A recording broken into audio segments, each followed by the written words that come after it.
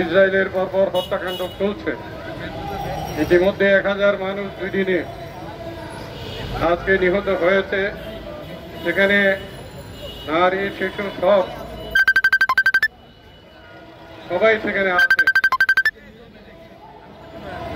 Netanyahu সে বলেছে, আগে বলেছে যে মধ্যপ্রাচ্যের মানচিত্র পাল্টিয়ে দেবে এবং সেই লক্ষ্যে সে কাজ করছে। আমেরিকান সহায়তায় আজকে এই বর্বর হত্যাকাণ্ড চলছে।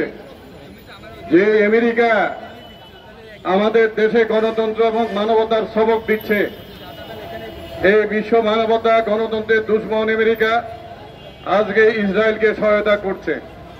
বন্ধুরা আমার, আজকে আরো একটা বিষয় আমরা দেখছি যে 2023 সাল থেকে গাজার উপর যে হত্যাকাণ্ড হচ্ছে সেই বিষয়ে জর্ডান, মিশর, সৌদি আরব এরা দ্বিচারিতার ভূমিকা নিয়েছিল। এখনো তারা সেই দ্বিচারিতার ভূমিকায় আছে।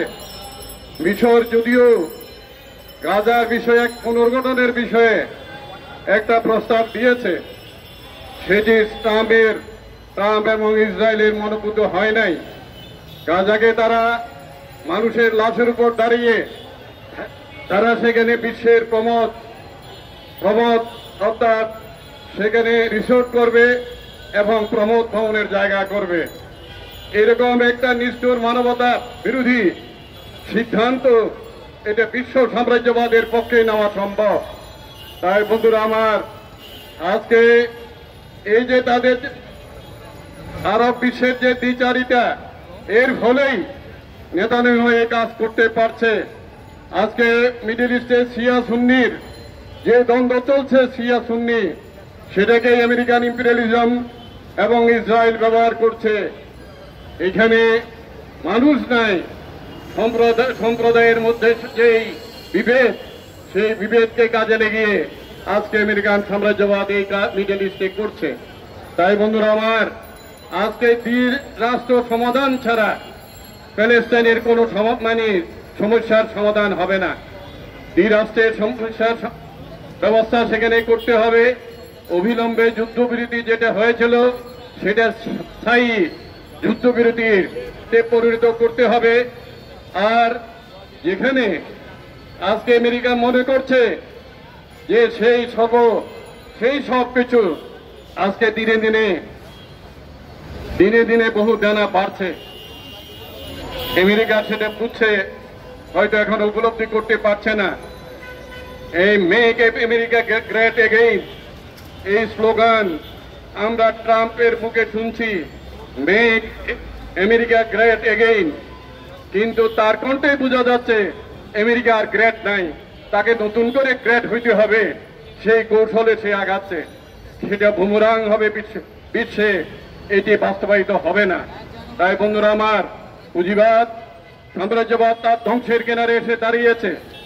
আজকে বিশ্বে এই সাম্রাজ্যবাদের বিরুদ্ধে, পুঁজিবাদের বিরুদ্ধে, এই জায়নবাদের বিরুদ্ধে আজকে আমাদের লড়াই, এই বাংলাদেশে আজকে এই লড়াই তীব্র এবং শক্তিশালী করতে হবে।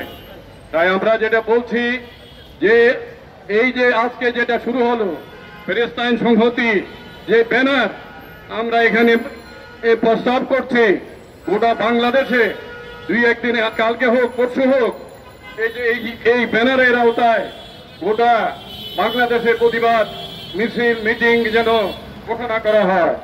গোটা বাংলাদেশে এই ঘোষণা এখান থেকেই আপনারা দেবেন।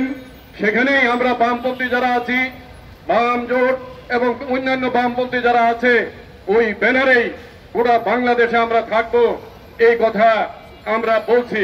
তাই বন্ধুরা আমার, আজকে আমি আমার বক্তব্য দীর্ঘায়িত করতে চাই না। আজকে আজকে আমাদের দেশে আগের সরকারও গাজায় যে হত্যাকাণ্ড হয়েছে চলছিল, তার সেই তীব্র প্রতিবাদ তারা করে নাই। বর্তমান সরকারও আমাদেরকে সবক দিচ্ছেন, গণতন্ত্রের সবক, সংস্কারের সবক, তাদের ভূমিকা কি এটি আজকে তারা এই যে অভিন্ন এদের সাম্রাজ্যবাদের যে মিত্র এবং সহযোগী দেশে দেশে দখল করে বসে আছে, তাদের বিরুদ্ধেও আমাদের লড়াই জোরদার করতে হবে।